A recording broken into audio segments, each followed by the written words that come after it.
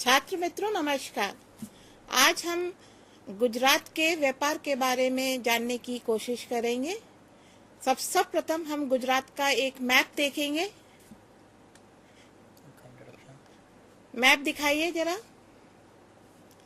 ये जो है भारत का नक्शा है जो हिंद महासागर के संदर्भ में, पश्चिमी हिंद महासागर के संदर्भ में हमें देखने को मिल रहा है। इसमें गुजरात की स्थिति दिखाई है। गुजरात की एक बहुत ही लंबी कोस्टल लाइन है जो कच्छ, काठियावाड़ और साउथ गुजरात को विश्व के बाकी हिस्सों से जोड़ती है।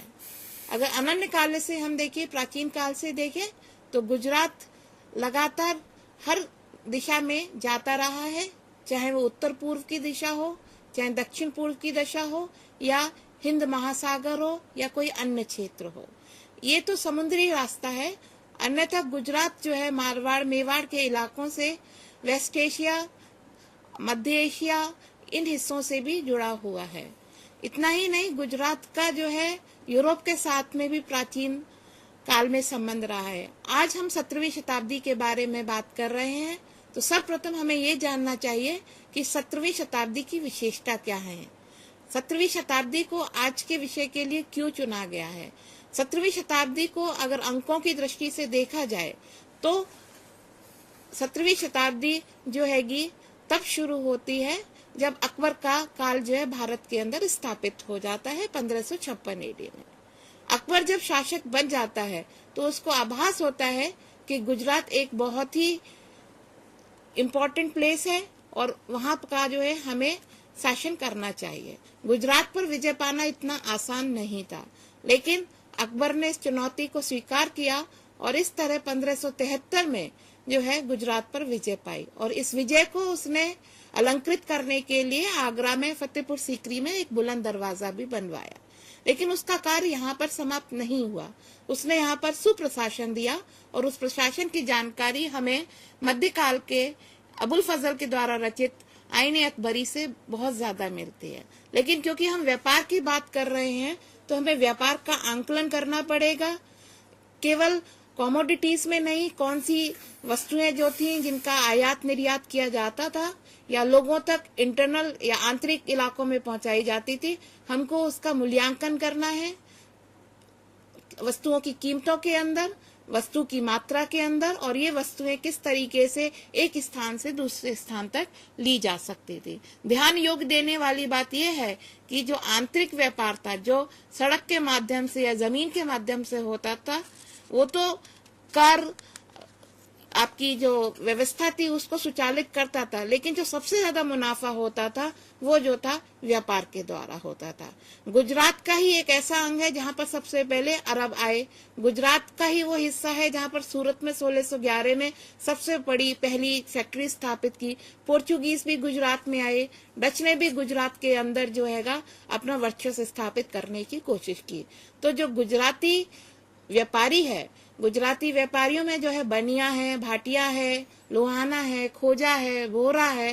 हिंदू एवं मुस्लिम वर्ग दोनों ही प्रकार के व्यापारियों ने अपने आप को दूर दराज देशों तक ले जाने की कोशिश की और बहुत सारा व्यापार जो था आयात और निर्यात के रूप में लाने की कोशिश की। अभी हम थोड़ी देर पहले अकबर के विषय में बात कर रहे थे। जब अकबर ने गुजरात के हिस्से में सुशासन स्थापित कर दिया तो उसको इस चीज में भी ध्यान देना पड़ा कि जो हैगा मेरे व्यापारी दूर दराज तक कैसे जा सकते हैं। दूसरा जो गुजरात का स्थान है वो जो है धर्म के क्षेत्र में भी है, क्योंकि जितनी भी यात्राएं मक्का मदीना के लिए होती थी वो गुजरात की ही कोस्ट लाइन से, गुजरात के ही बंदरगाहों से जाती थी। तो अगर हम पूरी की पूरी कोस्ट लाइन देखते हैं तो हमको जो है कम से कम 300 के करीब बड़े बंदरगाह, जिनको कि हम बंदर, और छोटे बंदरगाह जिनको हम बाड़ा कहते हैं, वो मिलते हैं। तो जो हमारा गुजराती व्यापारी है हमें उसके बारे में थोड़ा सा जानना पड़ेगा। तो सर्वप्रथम हम जो है दक्षिण गुजरात की बात करेंगे और वहां के मुख्य बंदरगाहों की बात करेंगे। 17वीं शताब्दी के संदर्भ में हमें सूरत के बारे में बात जरूर करनी पड़ेगी। तो सूरत एक बहुत बड़ा बंदरगाह था। तो सूरत को जो है सुव्यवस्थित करना, सूरत पर जो है कर लगाने की उचित व्यवस्था करना, जो यूरोपियन आ रहे हैं उन लोगों के साथ संबंध स्थापित करना, ये भी एक महत्वपूर्ण बात थी।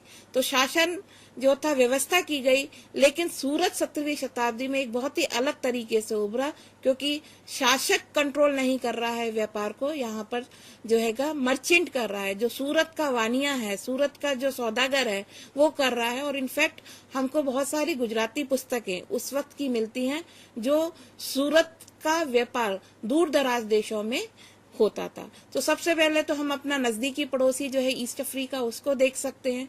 साउथ ईस्ट एशिया में देख सकते हैं, दक्षिण पूर्वी एशिया में मलेशिया तक जाता था। तो चाहे तो ईस्ट अफ्रीका के बंदरगाह थे या जो थे दक्षिण पूर्वी एशिया के बंदरगाह थे, वहां पर जो है बंदरगाहों की जो व्यवस्था करता था, वहां पर जो डिप्लोमेटिक टाइज दूर दराज देशों से आने वाले व्यापारियों के साथ संबंध स्थापित करते थे, वो जो है गुजरात के ही व्यापारी होते थे। ईस्ट अफ्रीका के अंदर आप जाते हैं स्वाली कोस्ट पे, तो देखते हैं जांजीबार आइलैंड है, वहां पर बहुत सारे गुजराती जो थे आ गए थे।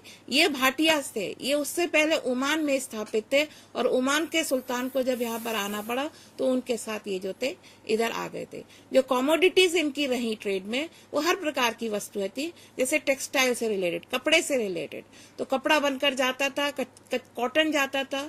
अंग्रेज तो कॉटन लेने में बहुत ही ज्यादा इंटरेस्ट रखते थे। उसी प्रकार से डच, उन्होंने भी कोशिश की, जब सूरत पर से उन्होंने अपना होल्ड खो दिया 17वीं शताब्दी में, और 18वीं शताब्दी के शुरुआत में उन्होंने जो है दूर बंदरगाहों में देखने की कोशिश की। और इस संदर्भ में हमको जो है कच्छ और काठियावाड़ को देखना चाहिए। तो कच्छ का जो पोर्ट्स थे, जो लखपत से लेकर झांगी तक जाते थे, आप ईस्ट वेस्ट से चलें तो ईस्ट की तरफ आते हैं तो पूरी एक सीरीज मिलती है। तो ये पोर्ट्स जो थे, हम गुजराती व्यापारियों को और डच व्यापारियों को साथ लाने में कामयाब रहे। हमें मध्य काल की जो है 18वीं शताब्दी में ये पता लगता है कि डच जो थे 17वीं शताब्दी में जब सूरत से हटा दिए गए, तो 18वीं शताब्दी में उन्होंने कच्छ के बंदरगाहों पर अपनी पड़त बनाने की कोशिश की, और उनका जो सबसे ज्यादा ध्यान था वो कॉटन को या रुई को ले जाकर अपने उत्पादन करने में था। इतना ही नहीं है कि जब हम व्यापारियों के बारे में बात कर रहे हैं, तो ये व्यापार किस तरीके से हो रहा है। तो गुजराती जो व्यापारी था, वो ये कोशिश करता था कि उसके खुद ही जहाज हों, खुद ही जो है समुद्र में चलने वाले जहाज हों। तो उन्होंने जो है अरब के साथ में रहकर, अरब जो व्यापारी आते थे उनके साथ मिलकर, या पहली जो प्राचीन पद्धति से वो जो थे नावें और बड़े बड़े जहाज बनाते थे, उनके साथ उसमें थोड़ा सा मॉडिफिकेशन किया, और उसके बाद उन्होंने कोटिया बनाया। ये कोटिया जो थे बनकर बाहर जाते थे। तो इसमें होता क्या था कि जो गुजराती या हमारा गुजराती व्यापारी है, वो उस जहाज का ओनर होता था, और उस जहाज को चलाने के लिए जो नाखुदा होता था, वो जो था एक अच्छा लायक पायलट होता था, जिसने पूरी नॉलेज जो है सदियों से हासिल की होती। कई बार वो नाखुदा और उस जहाज का मालिक भी होता था। एक बहुत बड़ी क्रू होती थी, जो विभिन्न कोस्ट लाइन के आगे जो कम्युनिटीज रह रही हैं उनके, तो जैसे तंदेल्स हैं, खलासी हैं, ये लोग रहते थे, लेकिन ये भी व्यापार में किसी न किसी तरीके से योगदान देते थे। अगर भाटिया बहुत बड़ा व्यापारी है जिसने बहुत सारी इन्वेस्टमेंट की है, तो जो हैगा छोटा खलासी है या तंदेल है, वो भी छोटे छोटे ट्रेड में लगा रहता था। और एक बंदरगाह से दूसरे बंदरगाह गुजरात में, साउथ गुजरात से होते हुए, बॉम्बे से सूरत को जोड़ते हुए, सूरत से वो जो है खंबात की खाड़ी में जोड़ते हुए, ओखा से जोड़ते हुए वो लोग झांगी है या मांडवी है। मांडवी 1581 के अंदर जो है आता है, 16वीं शताब्दी के अंदर अस्तित्व में। तो इस तरीके से जो है ये गुजरात के अंदर व्यापार होता था। अब हमको ये भी देखना पड़ेगा कि गुजरात से तो जो सामान जा रहा है वो भारत के अंदर या गुजरात के हिंटरलैंड में उत्पाद की हुई है, लेकिन दूर दूर से कौन सा सामान वो लेके आ रहे हैं, मांडवी हो या सूरत हो या खंबात हो, कैम्बे, ये जो थे अपने अपने समय काल में 17वीं शताब्दी में अपनी अपनी इम्पोर्टेंस के साथ जो है बाहर का सामान जो थे यहाँ लेकर आते थे। जैसे कि अगर ईस्ट अफ्रीका के अंदर आपको जो है आइवरी का काम मिल रहा है, तो आइवरी आती थी और यहाँ पर जो है दस्तकार जो थे उन बैंगल्स को बनाते थे। फिर वो दूर दराज क्षेत्रों में यूरोप तक जो था इन वस्तुओं का जो है निर्यात और आयात का एक स्थापना की गई थी। और जब ये जाते थे व्यापार करने के लिए तो जो गुजराती व्यापारी था उसने जो है कस्टम की व्यवस्था की थी। तो इसके लिए उन्होंने शासक से जो है सहायता मांगी, जो बंदरगाह के शासक थे। और इस वजह से जो था 17वीं शताब्दी में जो मुगल बादशाह जहांगीर था वो खुद अहमदाबाद आया था और उसने जो है जितने भी छोटे छोटे राज्य थे या जो नवाब थे उनकी बात सुनकर सूरत के अंदर या दूसरे पोर्ट्स हैं इस दौरान उसने व्यवस्था की। इतना ही नहीं, पुर्तगालियों के साथ उसने जो है संदर्भ भी स्थापित किया। क्योंकि अगर हम हिंद महासागर के संक्षेप में देखते हैं, संदर्भ में देखते हैं, पर्टिकुलरली जब हम वेस्टर्न इंडियन ओशन के संदर्भ में देखते हैं तो हम देखते हैं कि पोर्चुगीज जो थे वो किसी भी जहाज को नहीं जाने देते थे। उस वक्त जो था पायरेट्स का भी बहुत ज्यादा खतरा था। तो कई सारे जो है शासक ने ऐसी व्यवस्था की थी, पर्टिकुलरली कच्छ के जो शासक थे उन्होंने जो पायरेट्स थे गल्फ ऑफ कच्छ में उनसे ये कहा था कि भाई जो जहाजी बेड़ा जा रहा है मर्चेंट्स का, व्यापारियों का, उसकी सुरक्षा के लिए जो है आप जो है उसके आसपास रहे। तो इस तरीके से कई संदर्भ हमें मिलते हैं 17वीं शताब्दी और 18वीं शताब्दी में भी कि जो उन पायरेट्स ने जो है उन्होंने अटैक किया है। और इस तरीके से कई बार गुजराती शिप जो लुट सकती थी उनको जो है दूर के सोमाली के बंदरगाहों के पास जो पायरेट्स होते थे उनसे बचाया है। तो पूरा जो हिंद महासागर है उसके अंदर गुजराती मर्चेंट्स का 17वीं शताब्दी में बोलबाला रहा है। तो ईस्ट अफ्रीका में, आपका पर्शियन गल्फ में, रेड सी में, मस्कट में, इन स्थानों पर रहा है। अगर अब हम जैसे दक्षिण पूर्वी उससे देखते हैं, नजर से देखते हैं, तो गुजरात के बंदरगाहों से ये ट्रेड जो है मालाबार कोस्ट में होता था। मालाबार की लकड़ी और मालाबार की काली मिर्च और दूसरे जो थे मसाले बहुत इंपॉर्टेंट थे। तो गुजराती मर्चेंट्स जो थे मालाबार से ये गुजरात के बंदरगाहों पर लाते थे और फिर उसके बाद उसको वेस्ट एशिया में या वेस्ट एशिया से उसके बाद ईस्ट अफ्रीका तक लेकर जाते थे। मालाबार की जो लकड़ी थी वो जो थी साउथ ईस्ट एशिया, दक्षिणी पूर्व एशिया में भी जाती थी। क्योंकि जो मालाबार के बंदरगाह थे वो जो थे जहाज भी बनाते थे और इन जहाजों की लकड़ी जो है मालाबार से ही लेकर जाती थी। क्योंकि जिस तरीके की व्यवस्था थी इन जहाजों को बनाने के लिए, जो कि कार्गो शिप्स कहे जाते थे, जिन पर जो व्यापारियों का सामान लद कर जाया जाता था, वो भी एक बहुत इंपॉर्टेंट चीज हो जाती है। तो वो दक्षिण पूर्व एशिया तक जाता था। तो दक्षिण पूर्व एशिया के अगर हम देश देखते हैं तो मलाया है, इंडोनेशिया है, सुमात्रा है, जावा है। इतना ही नहीं, ये व्यापार जो था चीन तक जुड़ता था। क्योंकि चीन जो है 16वीं शताब्दी में उसके जो जहाज होते थे जिनको जंग कहा जाता था वो मालाबार तक आता था। लेकिन 16वीं शताब्दी तक जो है इन जंगों को जो हैगा स्टीम नेविगेशन के द्वारा रिप्लेस होने की बात सामने आ जाती है। तो जो जहाज गुजरात के अंदर बन रहे हैं या मालाबार के बंदरगाहों पर मिल रहे हैं या दोनों के योगदान से बन रहे हैं, वो जो थे अब दक्षिण पूर्व एशिया में अपना स्थान बनाने लगे थे। और इतना ही नहीं, बहुत सारे जो गुजराती मर्चेंट्स हैं, जो भाटियाज हैं, जो वानियाज हैं, वो जो है बंदरगाहों में जाकर अपने आप को स्थापित करते हैं। तो अगर हम गुजराती मर्चेंट्स व्यापारियों का गुजरात में और गुजरात के बाहर संदर्भ में देखते हैं तो गुजराती जो संख्या है व्यापारियों की वो बहुत ज्यादा अत्यधिक हो जाती है। और अगर इस ट्रेड को पूरी तरीके से हम देखें तो हमें इसका आंकलन नहीं मिलता है। लेकिन जो यूरोपीय आए थे भारत के अंदर, चाहे टॉम पायर्स आए हैं, चाहे वार्थेमा आए हैं या ड्यूरेट बारबोस आए, सबने जो है गुजराती मर्चेंट्स की विभिन्न विभिन्न शब्दों में उनकी प्रशंसा की है।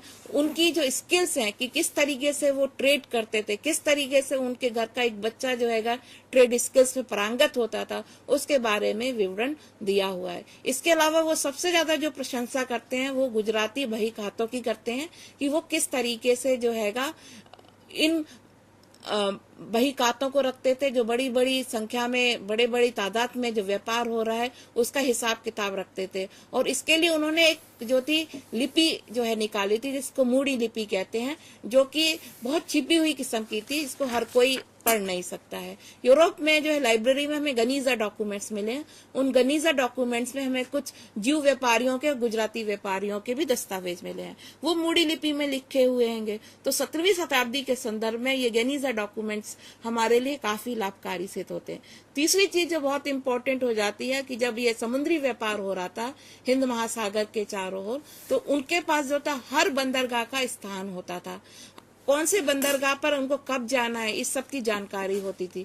तो उन्होंने जो थे अपने खुद के नक्शे जो है डेवलप किए हुए हैं। मैं आपको यहाँ पर एक दूसरा मैप दिखाना चाहती हूँ। कृपया दूसरा मैप छात्रों को दिखाया जाए। दूसरा मैप दिखाइए।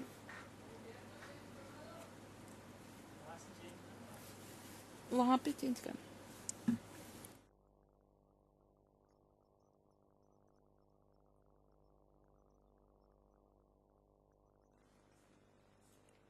अब आपके सामने एक ये मैप की लिपि रखी हुई है। ये गुजराती लिपि में लिखा हुआ है। ये जो है खंबात की खाड़ी आपको दिखाई जा रही है, और किस तरीके से सूरत से चलकर खंबात में जाकर खंबात से लेकर आप ओखा तक आते हैं, और ये रास्ता जो है आपको एदन यानी कि पर्शियन गल्फ तक लेके जाता है। तो इस तरीके की जो जानकारी थी वो गुजराती व्यापारियों की जो जहाज थे, उन जहाजी बेड़ों को लेके जाने में, वहां पर जो मल्लम है उनकी, तो ये जो नाखुदा है या मल्लम है ये उसके हाथ में रहता था। इसके अलावा जहाज पर जो उन्होंने जिस परपाटी से जहाज बनाया हुआ था उसमें विशेष व्यवस्था होती थी कि जो है किस तरीके से ये 3 महीने की यात्रा जो अक्टूबर से शुरू होकर मई तक आना जाना वापस होता था गुजरात की कोस्ट पे ईस्ट अफ्रीका से, जहां पर वो थोड़ा थोड़ा सब जगह रुकते हुए जाते थे। इस सब की जानकारी है। इतना ही नहीं, 17वीं शताब्दी में उनको जो था ये जो आज की तारीख में अक्षांश होते हैं, लैटिट्यूड्स होते हैं,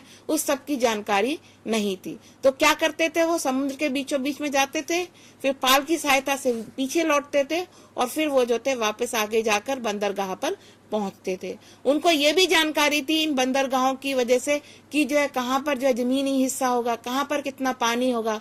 इतना ही नहीं, जो इनको जानकारी ये भी थी कि कहाँ पर मछली या सांप दिखने पर किस तरीके की मछली दिखेगी, किस तरीके का पंछी दिखेगा, वो पंछी जो हैगा उनको जो है जमीन के किस स्तर तक पहुंचाएगा, समुद्र में कितनी गहराई, अभी उनको जहाज को लेकर कहाँ तक जाना है, कहाँ पर उनको जो है पाल को खोलना है जिससे कि हवा की दिशा में वो जा सके, या हवा की दिशा के अगर विरुद्ध जाना है तो पाल उतार कर जो है जहाज को रोकना है। तो ये जो था इस 17वीं शताब्दी के दौरान जो है कुछ चेंजेस आए। 17वीं शताब्दी अपने आप में बहुत इम्पोर्टेंट हो जाती है, क्योंकि पर्टिकुलरली गुजरात के अंदर सूरत जो है एक बहुत बड़ा शहर बनकर आता है, बंदरगाह बनकर आता है। यहाँ पर जो थे अंग्रेज भी इंटरेस्टेड थे, पुर्तगाली जो थे चले गए थे, लेकिन फिर भी वो जो थे अपना दामन सूरत के साथ जोड़ के रखना चाहते थे। डच को भी जो था अंग्रेजों ने हटा दिया था, लेकिन उसके बाद भी उन्होंने अपनी फैक्ट्री स्थापित कर अंग्रेजों की संसर्ग में रहकर किसी न किसी तरीके का व्यापार करना चाहा। अब अगर हम आंतरिक व्यापार देखते हैं, क्योंकि हमने समुद्री व्यापार के बारे में बात किया, अब हम आंतरिक व्यापार के बारे में बात करते हैं। तो ये रास्ते कहाँ कहाँ से जुड़े थे, तो ये अगर मालवा तक जाते थे, उधर खानदेश तक जाते थे जो कि आज का आंध्र प्रदेश का इलाका है, और या फिर वो राजस्थान तक जाते थे, और इस तरीके से जो है जमीन के रास्ते से गुजरात जो है कई इलाकों से जुड़ा हुआ था।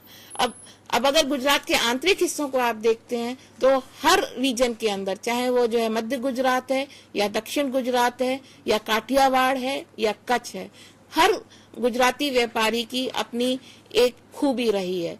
अगर गुजराती व्यापारी में भाटिया है तो आप कच्छ के अंदर देखेंगे कि भाटिया जो थे बहुत ही ज्यादा साहसिक होते थे।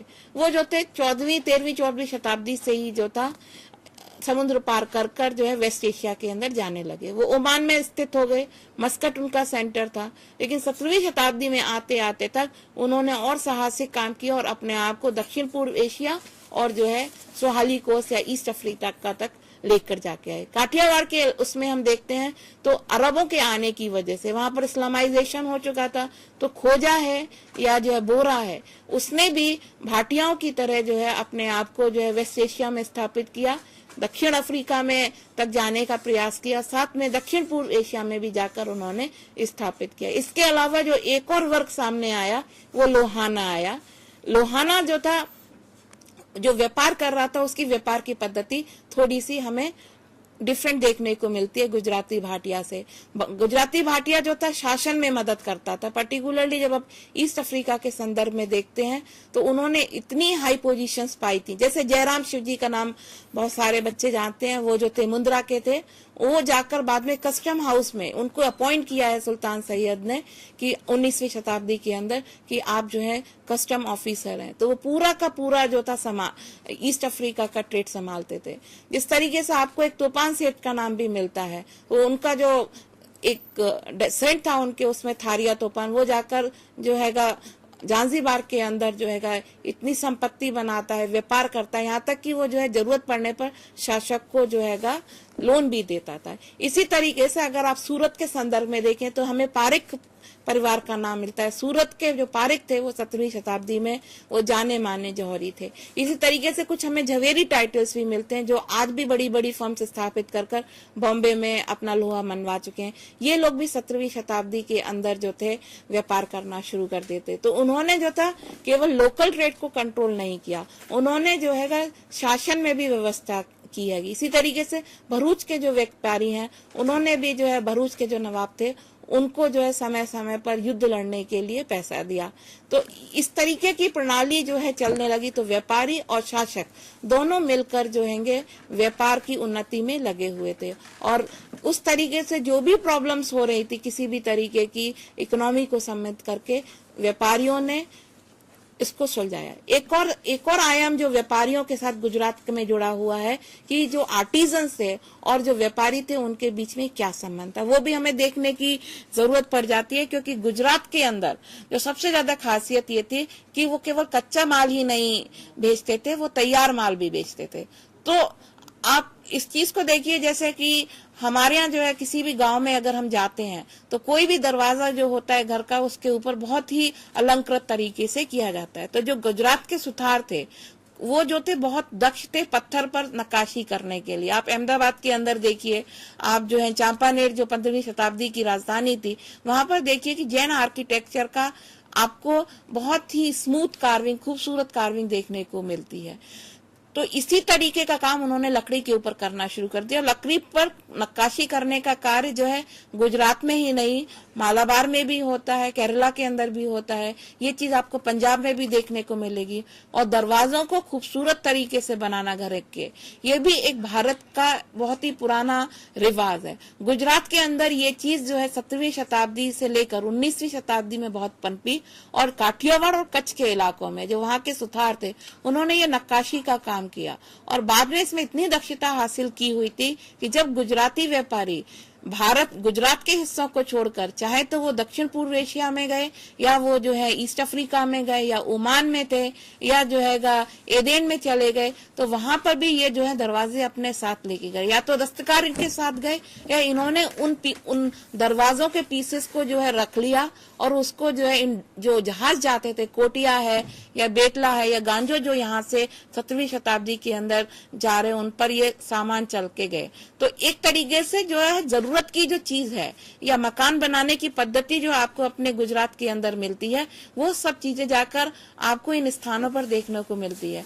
जांजीबार इसका एक बहुत जिंदा उदाहरण है कि अगर आप जांजीबार के स्टोन टाउन के अंदर जाते हैं तो आपको जो है ना जो घर मिल रहे हैं गुजराती व्यापारियों के वो उन घरों से बिल्कुल भी भिन्न नहीं है जो आपको काठियावाड़ के अंदर चाहे भावनगर में मिले, चाहे आपको जो है जामनगर के अंदर मिले या कच्छ के भुज में मिलते हैं या अंजार में मिलते हैं या मांडवी में मिलते हैं या जखाओ में मिलते हैं या लखपत में हवेलियां मिलती हैं। बिल्कुल उसी तरीके की हवेलियां आपको देखने को मिलती हैं।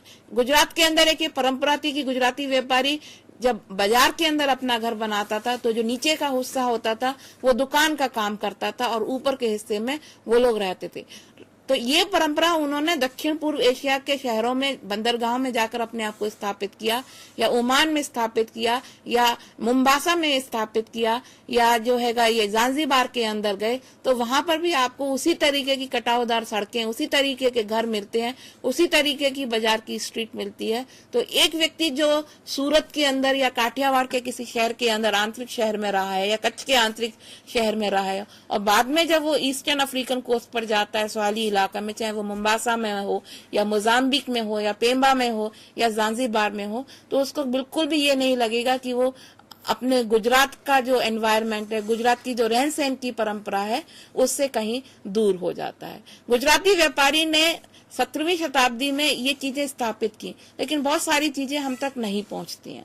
तो हम तक ये किस तरीके से पहुंची है, जो मैंने आपको वृत्तांत बताया है, ये किस आधार पे बताया है, ये जानने की जरूरत है। क्योंकि 17वीं शताब्दी के अंदर गुजरात में हमें किस तरीके के अध्ययन करने के लिए, इतिहास के लिए सोर्सेस मिल रहे हैं। हमारे पास 6 या 7 तरीके के सोर्सेस होते हैं, क्योंकि 17वीं शताब्दी में एक लिपि थी, फारसी लिपि थी, जो शासन की लिपि थी, जिसको आम लोग नहीं जानते थे, लेकिन शासन से जुड़े हुए लोग जानते थे। तो फारसी के जो हमें ग्रंथ मिल रहे हैं, जैसे कि मैंने शुरू में आपको बताया कि आईन अकबरी मिल रही है, क्योंकि ये जो थी 1595 में लिखी गई, और 1595 के बाद हमको जो है वो पूरी 16वीं शताब्दी के बारे में बताती है। लेकिन ये जो है हमें 17वीं शताब्दी को समझने के लिए तैयार कर देती है। तो 17वीं शताब्दी के लिए अब हम गुजरात को जानने के लिए किस फारसी सोर्स पर अपने आप को बेस करते हैं, इसके लिए हम तबकाते अकबरी के ऊपर करते हैं। लेकिन 18वीं शताब्दी में गुजरात के अंदर एक ग्रंथ लिखा गया, मीराते अहमदी। वो 18वीं शताब्दी में लिखा गया। 18वीं शताब्दी के सारे डिटेल्स हमको मिलते हैं, वो चाहे सांख्यिकी डिटेल्स हैं या जो हैंगे वर्णन करते हुए डिटेल्स हैं, चाहे अहमदाबाद शहर का है या रांदेर शहर का है या किसी और बंदरगाह का है, चाहे वो साउथ गुजरात, दक्षिण गुजरात में हो या मध्य गुजरात में हो या कच्छ या काठियावाड़ में हो। लेकिन जब इन 3 ग्रंथों को फारसी के हम साथ रख लेते हैं तो हमें 17वीं शताब्दी के बारे में पता लगता है। दूसरी प्रकार के जो ग्रंथ हमें मिलते हैं वो यूरोपियन वृत्तांत हैं, जैसे पुर्तगाली आए, डच आए, इटालियन आए या सिंध से कोई आया, तो उसने अपनी तरीके का एक वृत्तांत हमारे सामने रखा। कभी शहर का रखा, शहर के अंदर जलवायु कैसी है, शहर के अंदर नेचुरल एनवायरनमेंट कैसा है, वहां पर वाइल्ड एनिमल्स कैसे हैं, वहां के व्यापारी जो है किस तरीके के वस्त्र पहनते हैं, वो लोग किस तरीके के आभूषण बनाते हैं, या जो है वहां का जो दस्तकार है वो किस तरीके के घरों में रहता है, वो जो है किस तरीके से दस्तकारी की परंपरा को आगे लेकर जाता है, क्योंकि इसका हमें कहीं कोई लिखित अंदाज नहीं मिल रहा है। तीसरे तरीके के जो है हमें गुजराती भाषा के अंदर, जिसको मैंने बताया आपको थोड़ी देर पहले कि मूडी नाम के सोर्सेज हैं, तो वो मिलते हैं। तो ये जो थी गुजराती व्यापारियों की अपनी तरीके की एक पद्धति थी, जो कि 7वीं शताब्दी में बढ़ती चली गई। आज की तारीख में अगर उस ग्रंथ को आप देखते हैं, उस लिपि को आप देखते हैं, तो उस लिपि को हम पढ़ सकते हैं, क्योंकि वो आज की गुजराती लिपि से मिलती है। थोड़ा सा कठिन है, थोड़ा सा अभ्यास करने से हमको जो है गुजरात के बहुत सारे नए चैप्टर्स के बारे में पता लग सकता है। तो 17वीं और 18वीं शताब्दी में गुजराती मूडी के ये जो डॉक्यूमेंट्स हैं, जिनको कि लोकल डॉक्यूमेंट्स कहा जाता है, इतिहास लिखने में बहुत ज्यादा फायदेमंद साबित होते हैं। तो ये जो मैंने आपको बताया वो लिखित उसमें बताया। दूसरा क्या है कि अगर जो गुजरात के अंदर बहुत सारे जैन ग्रंथालय हैं और जैन पद्धति के अंदर जो जैन व्यापारी था वो अपने तरीके से लिखता था, लेकिन ये भी जो सोर्सेज हैं अभी तक गुजरात के संदर्भ में अभी तक हमारे पास पहुंचे नहीं है, या स्कॉलर्स ने इस पर काम नहीं किया है। लेकिन अगर कोई इन पर प्रयास करता है तो 17वीं शताब्दी का एक और नया आयाम हमारे सामने आ जाता है। बच्चों, अगर हमारे पास ये सोर्स ना भी हो तो हम 17वीं शताब्दी को किस तरीके से समझेंगे, ये भी एक इम्पोर्टेंट चीज हो जाती है समझने के लिए। तो जो बच्चे अहमदाबाद में रहते हैं या जो है कच्छ काठियावाड़ के जूनागढ़ में रहते हैं, वहां पर उनको खूब सारे जो हैंगे आपको अभिलेख भी मिल जाते हैं, कई बार आपको स्ट्रक्चर्स मिलते हैं। वो स्वतः ही बोलते हैं कि इस वक्त किस तरीके की इकोनॉमी रही होगी, क्योंकि जितना बड़ा स्ट्रक्चर है वो उस रीजन की इकोनॉमिक प्रॉस्पेरिटी को बताता है, तो उससे भी पता लग जाता है। जो तीसरी चीज गुजराती व्यापारियों के योगदान के लिए हमें मिलती है वो ये है कि जगह जगह गांव में या शहर में पानी की व्यवस्था क्या होती थी, क्योंकि आज की तरह नहीं है कि जो है पीडब्ल्यूडी की व्यवस्था है और पानी का पाइप लगकर घरों में पानी पहुंचाया जाएगा। तो उस वक्त पानी की व्यवस्था क्या होती थी, क्या शासक का योगदान होता था या किसी जो है व्यापारी का योगदान होता था। और अगर आप पूरे गुजरात का सर्वेक्षण करते हैं तो उसमें आपको पता लगता है कि गुजरात के अंदर जो है अंडरग्राउंड वाटर है, जो नीचे जमीन से पानी लेकर आना है, उस तक लोगों तक पहुंचाने की व्यवस्था थी। तो हमें 17वीं शताब्दी के संदर्भ में जो है बहुत सारी वाव का उल्लेख मिल रहा है। तो आप चाहे हिम्मतनगर के अंदर देखिए कि हिम्मतनगर का जो आज की डिस्ट्रिक्ट है उसके अंदर मैक्सिमम नंबर जो है वाव्स मिली हैं, और वो जो वाव बनाई गई है वो व्यापारियों के द्वारा बनाई गई है, वो शासक या किसी जो है उस शासन के अधिकारी के द्वारा नहीं बनाई गई हैं। तो ये गुजराती व्यापारियों का एक बहुत बड़ा योगदान होता था। और ये जो अमाउंट जो जाता था वो जो था गुजराती व्यापारियों की दानशीलता को दिखाता है। इस दौरान आपको जो है बहुत सारे जैन मंदिर बनाए हुए देखने को मिलते हैं। इसी तरीके से जो दूसरे और देवी देवता हैं उनके लिए भी योगदान दिया गया है। तो अंत में मैं यही कहना चाहूंगी कि जो गुजराती व्यापारी था उसने जो है केवल समृद्धता जो है कि इकोनॉमिक पॉइंट ऑफ व्यू से ही नहीं लाके रखी, लेकिन कल्चरल संस्कृति के रूप में भी उनका बहुत बड़ा योगदान है। गुजराती व्यापारियों का जो सबसे बड़ा उदाहरण जो दानशीलता है, लोगों की सहायता करना है, ये जो गुजराती ने इसका संस्कृति का जो सबसे बड़ा उदाहरण है वो नेचुरल डिजास्टर्स के टाइम पे भी देखते हैं। जब 2001 के अंदर गुजरात के अंदर अर्थक्वेक आया तो शासन की तरफ से जो भी मदद मिली वो तो मिली, लेकिन जो गुजराती व्यापारी था जो 16वीं 17वीं 18वीं या 19वीं शताब्दी में दूर दराज देशों में यूएस यूके तक भी पहुंचा, उन्होंने दिल खोलकर अपने गुजराती भाइयों की, चाहे वो कच्छ में थे या काठियावाड़ में थे या सेंट्रल गुजरात में थे या दक्षिण गुजरात में थे, वहां पर जो है हर तरीके की मदद पहुंचाने की कोशिश की है। आशा करती हूँ आप लोग इन पुस्तकों को जिनका मैंने नाम लिया उनके बारे में जानने की कोशिश करेंगे। ये आज में हिंदी में और गुजराती में भी ट्रांसलेटेड होकर हमें मिलते हैं। धन्यवाद। अच्छा, नमस्कार मित्रों, માધ્યાબેને આપણે 17મી અને 18મી સદીના વેપાર વિશેની વાતો કરી. હવે હું આપની સમક્ષ 19મી સદીના વેપાર વિશેની વાત કરવા જઈ રહ્યો છું. 19મી સદી એટલે એના પહેલા જે 18મી સદી એટલે રાજકીય સ્થિતિસ્થાપકતા એમાં નહોતી, કારણ કે 1757નું जो પ્લાસીનું યુદ્ધ છે એ યુદ્ધ એક સીમા ચિહ્ન બરાબર ગણાય છે, કારણ કે એ ગુજરાતની અંદર જ્યારે આ ટ્રેડિંગ સેન્ટર્સ થયા, કારણ કે 16મી અને 17મી અને 18મી શતાબ્દીમાં જ્યારે વેપાર ઉદ્યોગ જ્યારે વિકસ્યો હતો, 15મી શતાબ્દીમાં જ્યારે જે આપણું ખંભાત છે અને ખંભાતનું જ્યારે ડિક્લાઇન થયું, 16th સેન્ચુરીમાં આપણે જોવા જઈએ કે 16મી શતાબ્દીનું આપણે ભરૂચનું ડિક્લાઇન થયું ને 17મીમાં સુરતનું ડિક્લાઇન થયું. હવે આ જે ડિક્લાઇન થયું એના એ જે એન્શિયન્ટ એટલે આપણે જે પ્રાચીન જે ઇતિહાસ છે આપણો, પ્રાચીન ઇતિહાસથી લઈને મધ્યકાલીન અને અર્વાચીન ઇતિહાસમાં આ જે સેન્ટર્સ જે છે, જે કેન્દ્રો છે, એનો એટલો ઘણો એવો ઉપયોગ થયેલો છે કે વેપારની દ્રષ્ટિએ. 19મી સદીમાં ગુજરાતનું ઇમ્પોર્ટન્સ શા માટે?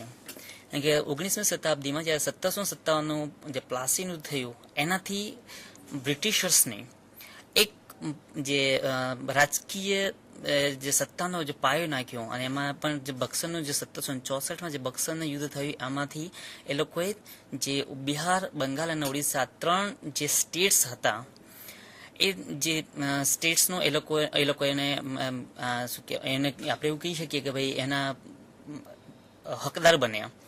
હકદાર એટલા માટે કે ભાઈ જે સૌથી બંગાળાની જે પ્રેસિડેન્સી જે હતી કે બંગાળા જે વિભાગ હતો, બંગાળામાં જે મુર્શિદાબાદ એવં ગોવિંદપુર, સુતનાતી આ જે સેન્ટર્સ હતા, આ સેન્ટર્સ જે બંગાળાની અંદર નવાબ હતા, નવાબને સૌથી વધારે આપણે એવું કહી શકાય કે ટેક્સ આપતા હતા. અને એટલા માટે જે અંગ્રેજોની, કારણ કે 1600ની અંદર જે વેસ્ટ ઇન્ડિયા કંપનીની સ્થાપના થઈ, વેસ્ટ ઇન્ડિયા કંપનીની સ્થાપના થઈ ત્યારથી લઈને 1600થી લઈને 1757 સુધી અંગ્રેજોએ ફક્ત ભારતને ઓબ્ઝર્વ કર્યું છે અને ત્યાર પછી એની ઉપર ત્યાર પછી એને શેર કર્યું છે. એટલે આ જે પોતાનો રાજકીય પાયો એને નાખ્યો, રાજકીય પાયાથી એને પહેલું, કારણ કે જે કંઈ પ્રજા આપણે ભારતની અંદર આવી છે એને હંમેશા વેપાર ઉપર જ ભાર આપ્યો છે. વેપાર, કારણ કે પહેલા તો એમને ભારતની અંદર ભારતના રાજાઓ સાથે એમને સાથે મળી ગયા, ત્યાર પછી એમને પરમિશનો માંગી, કારણ કે ત્યાંથી જે 15 વર્ષ બ્રિટિશર્સ જ્યારે ભારતમાં આવ્યા ત્યારે 15 વર્ષની જેમ પરમિશન આપવામાં આવી હતી. જ્યારે ગુજરાતની અંદર બ્રિટિશર્સ સત્તાનો જ્યારે પાયો નાખવામાં આવ્યો એનાથી એક વસ્તુ થઈ ગઈ કે ભાઈ ગુજરાતની અંદર જે કંઈ નાના ઉદ્યોગો ચાલુ હતા અને એ નાના ઉદ્યોગોના કારણે અર્થકારણની અંદર જે સંસ્થાનિક અર્થકારણ એ પરિણમ્યું હતું. કારણ કે સંસ્થાની કદકારણ એટલા માટે કે જે ઇમ્પિરિયલ કારણ કે એમનું આખું એક સંસ્થાન ઊભું કર્યું, એમને પોતાની કોઠીઓ સ્થાપન, વેપારી થાણા સ્થાપ્યા, અને ત્યારબાદ એમને તબક્કામાં જે હિન્દનો વેપાર અને ઉદ્યોગ એ વિદેશી હુકુમતની અસર ઉગ્ર અને વિનાશકારી નીવડી હતી. એનું કારણ જ હતું કે બંગાળામાં ઈસ્ટ ઇન્ડિયા કંપનીની જે નીતિઓ હતી એ નીતિઓ એના અધિકારીઓ અને લોટ સુસવતના પરિણામે ભયંકર આંચકો અનુભવ્યો હતો ભારતની અંદર. અને 18મી સદીના અંતમાં દેશના વિશાળ ભાગ ઉપર બ્રિટિશ સત્તાનો અમલ થઈ ચૂક્યો હતો. 1818ની અંદર આખા ભારતમાં બ્રિટિશ સત્તા વિસ્તરણ થઈ ગયું હતું, જેના કારણે આખો દેશ એની હુકુમત નીચે હતો. એ સમયે ગુજરાત, કારણ કે ગુજરાતનું તો પ્રાચીનથી લઈને અર્વાચીન સુધી એટલું ઇમ્પોર્ટન્સ છે, કારણ કે જે કેમ્બે છે, ભરૂચ છે, સુરત છે, આ 3 એવા સેન્ટર્સ હતા કે જે 3 યુગોમાં એનું ઇમ્પોર્ટન્સ બતાવ્યું છે કે હંમેશા જ્યારે પ્રજાઓ આવી છે આ 3 જે સેન્ટર્સ હતા એની ઉપર જે લોકોની નીવ હતી, એ લોકોની નજર હતી, અને જેના કારણે ગુજરાતની અંદર લોકોએ પ્રવેશ કર્યો. એ પારસી કોમ્યુનિટી પણ ત્યાં આગળ પહેલા ખંભાતમાં આવી, ત્યાર પછી એ લોકો સંજાણ બનનારે આવે છે. એક વસ્તુ એ પણ આપણે કહી શકીએ કે જ્યારે 18મી સદીના અંતમાં એનો અમલ થઈ ચૂક્યો, એનો સત્તાનો અમલ થઈ ચૂક્યો, ત્યારે એને બ્રિટિશર્સની સત્તા ધીરે ધીરે એની પોલિસીઓ ઇમ્પ્લિમેન્ટ કરવામાં આવી, અને જેના કારણે વિકાસની પ્રક્રિયા ઉપર વધારે પડતો ભાર મૂકવામાં આવ્યો અને વધારે પડતો કાબુ રાખવામાં આવ્યો, જેથી કરીને એના બ્રિટિશ ઉત્પાદકોનો જે હેતુ હતો એ જોઈ શકતા હતા. બ્રિટિશર્સના જે ઉદ્યોગો અને ત્યાં લોકો માટે હિન્દનો બ્રિટિશ માલ સામાન વેચવા માટે એના બજારો ઊભા કરવામાં આવ્યા. કાચો માલ અને અનાજના નિકાસ કરવામાં એને ફેરી નાખવામાં આવ્યું. ઇવન એની સાથે સાથે આપણે એવું પણ કહી શકીએ કે ભાઈ 1914 જે પ્રથમ વિશ્વ યુદ્ધ થયું, આ પ્રથમ વિશ્વ યુદ્ધની શરૂઆત સુધીમાં સરકારે મુક્ત વ્યાપારની નીતિ ખૂબ જ જુસ્સાપૂર્વક શરૂ કરી હતી. આપણે જોઈએ કે ભાઈ આ ગુજરાત, ભારત અને વિશ્વ ને ત્રણને આપણે સંકલન કરીએ છીએ ત્યારે આપણે ખબર પડે છે કે ભાઈ જ્યારે પ્રથમ વિશ્વયુદ્ધની શરૂઆત થઈ, આ પ્રથમ વિશ્વયુદ્ધના શરૂઆતમાં કેમ કે થઈ ત્યાંથી એને મુક્ત બ્રિટિશર્સે પ્રથમ વિશ્વયુદ્ધની અંદર પણ એમ કે એમનો ભાગ લીધો હતો. એ લોકોએ ગુજરાતને અને ભારતને એમ લલચાવવા માટે એ લોકો મુક્ત વ્યાપારની નીતિ એમને શરૂઆત કરી દીધી હતી. ત્યાર પછી આપણે એવું પણ કહી શકીએ કે ભાઈ 1919માં જ્યારે એના secretary of state in the Hind ને નાણાં વિષયકની એને સ્વાયત્તા આપવામાં આવી હતી, જેની તૈયારી બતાવી, અને 1923ની અંદર વિવેકી રક્ષણનો સિદ્ધાંત આપણે સ્વીકાર્યો હતો, અને જેના કારણે ઔદ્યોગિક વિકાસને મદદ સાંપડી હતી, ઔદ્યોગિક વિકાસને મદદ મળી હતી. અસંખ્ય નવા લોકો, એટલે અસંખ્ય નવા વિશાળ પાયા પરના ગ્રાહક, માલના ઉદ્યોગો, જેવા કે લોકોને બહુ જ જીવન જરૂરિયાતની ચીજ વસ્તુઓની જરૂર પડતી હોય છે, એ ચીજ વસ્તુઓ ઉપર જ બ્રિટિશર્સનું ધ્યાન પહેલું ગયું હતું, જેથી કે આપણે કહી શકીએ ભાઈ ખાંડ છે, દિવાસળી છે, સિમેન્ટ અને કાગળના ઉદ્યોગો જેવા એ રક્ષણના પ્રોત્સાહન નીચે દેશમાં સ્થાન પામ્યા હતા, કારણ કે એ લોકોની જીવન જરૂરિયાતની ચીજ વસ્તુઓ હતી. અને બીજી વસ્તુ આપણે એ પણ કહી શકીએ કે જ્યાં બ્રિટિશ રાજ્યનો જે અમલ થયો અને બ્રિટિશ રાજ્યના અમલની સાથે ભારતીય અર્થકારણમાં શું ફેરફાર થયો, કારણ કે આ અર્થકારણે મહત્વનું માળખાગત ફેરફારો થયા હતા, જેના કારણે જમીનમાં એટલે લેન્ડ રેવન્યુ સિસ્ટમ એ લોકોએ ઇન્ટ્રોડ્યુસ કરી હતી. કારણ કે આ જ વસ્તુ જે ભારતની અંદર જે ઇમ્પ્લિમેન્ટેશન થયું હતું એ જ વસ્તુ આપણે ગુજરાતની અંદર ઇમ્પ્લિમેન્ટેશન થયું. પણ સૌથી વધારે ગુજરાતની અંદર વેપારની દ્રષ્ટિએ અગર જોવા જઈએ, કારણ કે ગુજરાતની ઉત્તર ગુજરાતથી લઈને દક્ષિણ ગુજરાત અને પશ્ચિમથી લઈને પૂર્વ સુધીનો જે આપણો જે ગુજરાત છે એનું મહત્વ એટલું છે કે આપણે એક તો નેચરલ બાઉન્ડ્રી સાથે એના સંકળાયેલા છીએ.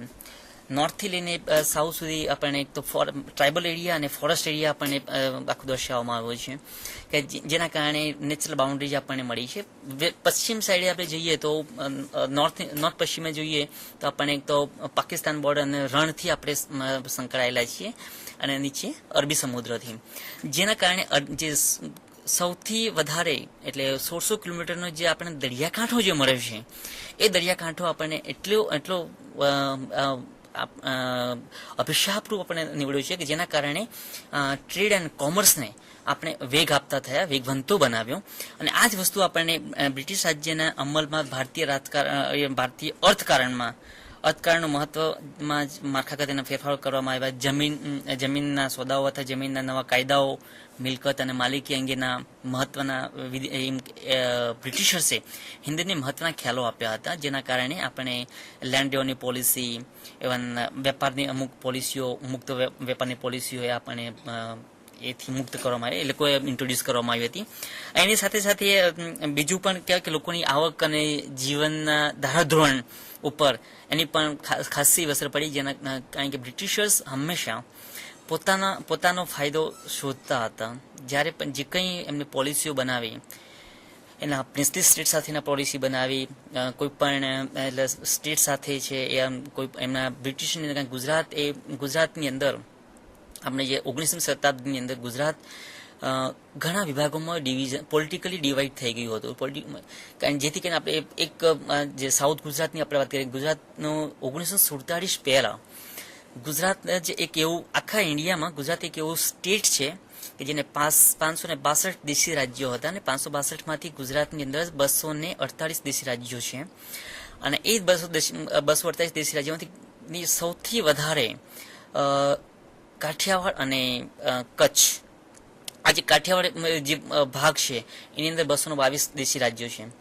આપ જોઈ શકો છો કે ગુજરાત આટલું સમૃદ્ધ, આટલું વિશાળ એક તો પ્રિન્સલી સ્ટેટ ધરાવતું રાજ્ય, એની પાસે અઢળક એનો કહી શકાય કે અઢળક એને કે ગોલ્ડ છે, જેને આપણે સોનું કહી શકીએ એમ, એટલું કે વેપારની દ્રષ્ટિએ ગુજરાતની જે ધરા છે, ગુજરાતની જે ધરતી છે, એ ધરતીમાં એટલું બધું જે પેદાશ થાય છે કે એનાથી આજે આપણે પૂરા ભારતને પણ આપણે આપણો આઈનો બતાવી શકીએ છીએ કે અમે કેટલા સક્ષમ છીએ.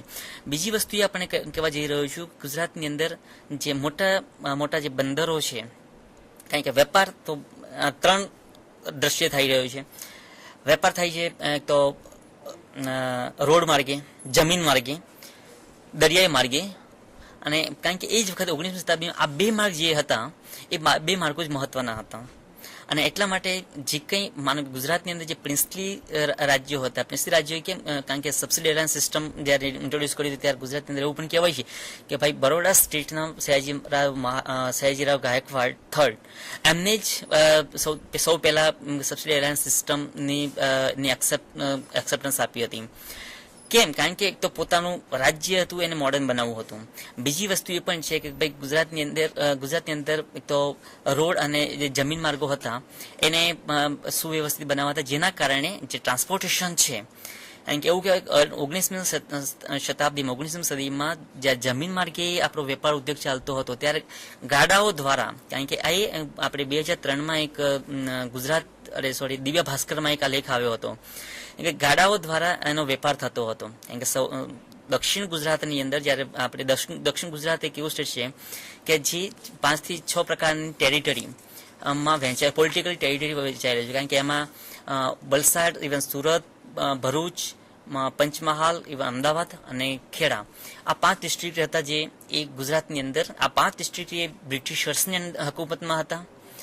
ત્યાર પછી દક્ષિણ ગુજરાતની અંદર એવું કહેવાય બરોડા સ્ટેટ સૌથી મોટું સ્ટેટ ગણાતું હતું, જેના 5 ડિવિઝનો થયા: નવસારી પ્રાંત, બરોડા પ્રાંત, અમરેલી નૌખામંડળ, અને બીજો જે ઉપરનો રહ્યો તે કડી પ્રાંત. હવે આ જે ત્યાર પછી બીજા દક્ષિણ ગુજરાતની અંદર જોવા જઈએ તો રાજપીપળા એ પોતાનું સ્ટેટ હતું, જ્યાં રાજપૂત રૂલર્સ રાજ્ય કરતા હતા.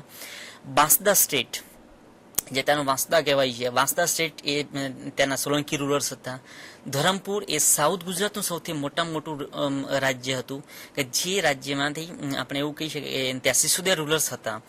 અને સાઉથ ગુજરાતની અંદર નું ઇમ્પોર્ટન્સ આપણે બતાવું, કારણ કે સાઉથ ગુજરાતની અંદર ક્યારેય કોઈ દુકાળ પડ્યો નથી એમ. એટલે ત્યાંની જે ફિઝિકલ એનો એન્ડોર્સમેન્ટ જે છે, એક તો એનું બંને તરફે નેચરલ બાઉન્ડ્રી મળી જાય છે. એક તો ફોરેસ્ટ એરિયા, બીજી તરફ આપણો અરેબિયન સી. ત્યાર પછી એવું બીજી વસ્તુ એ પણ છે કે ત્યાં સૌથી વધારે ફોરેસ્ટમાંથી વેલ્થની દ્રષ્ટિએ આપણે જોવા જઈએ તો ત્યાંનું ટિમ્બર એટલે જે શાક છે, ટીક અને વાંસ, બ્રિટિશર્સની નજર પણ જ્યારે ગુજરાતની અંદર હતી તો એમને સૌ પહેલા ડાંગને પોતાના અંડરમાં લીધો હતો. ડાંગને કારણ કે ત્યાંના જે રાજાઓ હતા, ત્યાંના જે નાયક હતા, એ નાયકને પણ પોતાના અંડરમાં લઈને, કારણ કે એમને રાજ્ય આપ્યું, જે ડાંગ જે હતું એ નાયકના અંડરમાં આપી દીધું કે નાયક લોકો રાજ્ય ચલાવે, પણ એના બીજા જે કંઈ હકો હતા એ પોતાની હાથમાં રાખ્યા. અને એના કરતા કારણ કે જે ટ્રાઇબલ એરિયા જે હતો, જે આદિવાસી વિસ્તાર હતો, એમાં આદિવાસી વિસ્તાર જે લોકો શહેરમાં રહેતા હતા એને કારણ કે ત્યાં આગળ ટ્રાઇબલ એરિયા એને રાણીપરસ તરીકે ઓળખવામાં આવતા હતા, બરાબર. અને આ રાણીપરાજના લોકો જે હતા, કારણ કે રાણીપરાજ જે લોકો જંગલમાં વસવાટ કરે છે એને રાણીપરાજ કહેવામાં આવે છે. કારણ કે રાણીપરાજ તો દેખાવે બહુ કાળા હતા, જેના કારણે કાલીપરસ પણ એને કહેવામાં આવે છે. આ જે રાણી અને રાસ્તી, આ બે પ્રકારની જે પરજો હતી. કારણ કે રાસ્તી જે લોકો અર્બન એરિયામાં રહે છે, જે લોકો શહેરમાં રહેતા હોય છે, એ લોકો રાસ્તી તાલુકાઓ રાસ્તી એરિયાનો વિસ્તાર કહેવામાં આવે છે. પણ આ લોકોનું જે ઇમ્પોર્ટન્સ છે, કારણ કે દક્ષિણ ગુજરાતની અંદર સૌથી વધારે કેમ કે તો જમીન માર્ગેથી તો વેપાર થતો હતો. ત્યાંના જે સૌથી મહત્વના બંદરો, સૌથી મહત્વના ટ્રેડિંગ સેન્ટર્સ જેને કહેવામાં આવે, એ અર્બન સેન્ટર્સ ઊભા થયા 19મી શતાબ્દીમાં. એ સમયે એનું ઇમ્પોર્ટન્સ વધારે હતું, કારણ કે અત્યારે આપણે એવું કહીએ છીએ કે ભાઈ અત્યારે એના શહેરો તરીકે એનો ઉપયોગ થયો છે, મોટા છે, પણ એ વખતે એનો શહેરી કેન્દ્રો તરીકે આપણે એને લેતા હતા. દક્ષિણ ગુજરાતની અંદર નાના મોટા જે કહેવાય, કારણ કે એક તો 12 જેટલા, કારણ કે મોટા બે જ ટ્રેડિંગ સેન્ટર્સ છે, જે સુરત અને ભરૂચ, અને બીજા નાના મોટા જે સેન્ટર્સ જે કહેવાય ટ્રેડિંગ સેન્ટર્સ, એવા 100 થી 115 જેટલા ટ્રેડિંગ સેન્ટર્સ છે. અને આ જ ટ્રેડિંગ સેન્ટર્સ જે છે વેપારી કેન્દ્રો છે. આ વેપારી કેન્દ્રોનો ઉદ્ભવ કેવી રીતે થયો, શા માટે આનું ઇમ્પોર્ટન્સ મળ્યું. બીજી વસ્તુ આપણે એવું પણ કહી શકાય કે જ્યારે ગુજરાતની અંદર આ પ્રિન્સલી સ્ટેટ અને બ્રિટિશર્સ લોકોને સહયોગથી એના વેપાર અને વાણિજ્યનો જે વિકાસ થયો, એમાં બંને પ્રાણ પૂર્યા છે એવું પણ આપણે કહી શકીએ છીએ. કારણ કે જમીન માર્ગે તો એના રોડના પાકા બાંધકામ થયા, કાચા રોડ હતા એને પણ પાકા બનાવવામાં આવ્યા, એ લોકો માટે પૂરતું ભંડોળ પહોંચાડવામાં આવ્યું. બ્રિટિશર્સ લોકોએ પણ એના પોતાના એરિયામાં આનો ઉપયોગ કર્યો, આનો વિકાસ કર્યો. પ્રિન્સલી સ્ટેટમાં જે આપણા જે દેશી રાજ્યો છે, દેશી રાજ્યમાં રાજાઓ દ્વારા એનો ભંડોળ એકત્ર કરીને એનો પણ વિકાસ કરવામાં આવ્યો. બીજી વસ્તુ એ છે કે 1860માં જ્યારે ઇન્ડિયામાં 1853માં રેલવે વાહન વ્યવહાર ચાલુ થયો. BBNCI રેલવે જે 1861ની અંદર જ્યારે ઇન્ટ્રોડ્યુસ કરવામાં આવી, પણ એ જ વખતે જે પ્રિન્સલી સ્ટેટની આપણે વાત કરીએ તો ગાયકવાડ, એટલે બરોડાના ગાયકવાડ, સયાજીરાવ ગાયકવાડે એને પોતાની રેલવે ચાલુ કરી હતી, જેને આપણે પ્રિન્સલી રેલવે કહેવામાં આવે છે કે ભાઈ GBSR, Gaekwad of Baroda state of railway. And એક જે GBSR છે એને આપણે BBNCI સાથે એનું વિલીનીકરણ કરી દીધું. આ GBSR અને BBNCI સાથે એનું વિલીનીકરણ થયું, જેના કારણે 1861 થી લઈને 1800 ત્યાર પછી એને પ્રિન્સલી સ્ટેટની અંદર આ રેલમાર્ગ ચાલુ થયો. પોતાની રીતે દરેક પ્રિન્સલી રાજાઓએ પણ એનો ઇનિશિયેટિવ લઈને આપણું જે કહેવાય કે રાજપીપળા સ્ટેટમાં એને રેલવે લાઈન નંખાઈ. બરોડા સ્ટેટની અંદર જે નવસારી પ્રાંત છે, બરોડા સ્ટેટ છે, ત્યાં આગળ એને રેલવે નખાઈ. ગાયકવાડ દ્વારા જે પહેલી રેલવે લાઈન જે ચાલુ થઈ એ આપણું જે ગોયા ગેટ વડોદરાથી લઈને ડભોઈ સુધી નખાવવામાં આવી. ગુજરાતની અંદર જ્યારે BBNCI જે ચાલુ થયેલી હતી તે અંકલેશ્વરથી અને ઉત્તરાયણ સુધી ચાલુ કરવામાં આવી હતી. જ્યારે ભારતની અંદર જ્યારે ચાલુ કરવામાં આવી તો પહેલું આપણે મુંબઈના થાણા વચ્ચેની રેલવે ચાલુ થઈ. તો આ જ વસ્તુ આપણે જોવા માંગીએ છીએ. ભાઈ આ નવી જ્યારે રેલવેની શરૂઆત થઈ તો એનાથી આપણે જે કોમ્યુનિકેશનનો પ્રશ્ન હતો એ સોલ્વ થયો. જેના બીજી વસ્તુ એ છે કે ભાઈ અણીના સમયે એમ કે જ્યારે આપણે આર્મીની પણ જરૂર પડતી હતી તો એ એક સ્થળે બીજે સ્થળે મોકલવા માટે પણ ઝડપી એ લોકો મોકલી શકતા હતા. બે સ્થળો વચ્ચેનું જે અંતર છે ઝડપી કાપવા માટે એક તો રેલવેનો પણ બહુ સરસ રીતે એ લોકોએ ઉપયોગ કર્યો. વેપારની દ્રષ્ટિએ આપણે જોવા જઈએ તો એ લોકોએ જીવન જીવતી ચીજ વસ્તુઓ હતી એની પર વધારે પડતો ભાર મૂક્યો. કારણ કે બ્રિટિશર્સની જે નીતિ હતી એ જે આપણે કહેવાય વેલ્થ અહીંથી લઈ જતા હતા, ઓછા ભાવે લઈએ અને એના તૈયાર કરીને જે અહીંયા તૈયાર થયેલો માલ અહીંયા જ્યારે ભારતમાં ઉતારતા હતા એના પર ટેક્સ નાખવામાં આવતા હતા, જેના કારણે જે હુન્નર ઉદ્યોગો પર પણ ખાસી અસર પડી હતી, જે આપણા હુન્નર ઉદ્યોગો પણ પડી ભાંગ્યા હતા. જેને કહેવાય કે આપણે જે ગુજરાતના જે વણકરોનું છે, કારણ કે ગુજરાત એ આપણે કેવું કે ડાય એન્ડ ટાઈ અથવા જે આપણે સૂત્ર કાપડની જે મિલો સૌથી વધારે હતી, જે આપણે ઇંગ્લેન્ડનું જે માન્ચેસ્ટર હતું એ ભારતનું જે માન્ચેસ્ટર ગુજરાતમાં અમદાવાદ ગણાતું હતું, કારણ કે સૂત્ર કાપડની મિલો અમદાવાદ છે, નડિયાદ છે, ભરૂચ છે, એવન સુરત છે, આ બધી જગ્યાએ આપણે ત્યાં આગળ સ્થાપવામાં આવી હતી. ઘણા કારણ ગુજરાત તો હંમેશા અવ્વલ નંબરે રહ્યું છે. અને મિત્રો હું કારણ કે હું અત્યારે વધારે પડતું કહી શકતો નથી, કારણ કે ટાઈમના અભાવના કારણે હું આટલે મારું સમાપન કરું છું. પણ આ જે વસ્તુ છે કે વેપાર અને વાણિજ્ય એનો ઇમ્પોર્ટન્સ આપણે એક તો જે બ્રિટિશર્સ સાથે ઇવન પ્રિસ્તી રૂલરો સાથે જે કંઈ ટાઈપ થયું હતું, જેના કારણે આપણે બહુ સારી રીતે 19મી સદીમાં સૌથી વધારે ડેવલપ્ડ જોવા મળે છે. નમસ્કાર, થેન્ક યુ.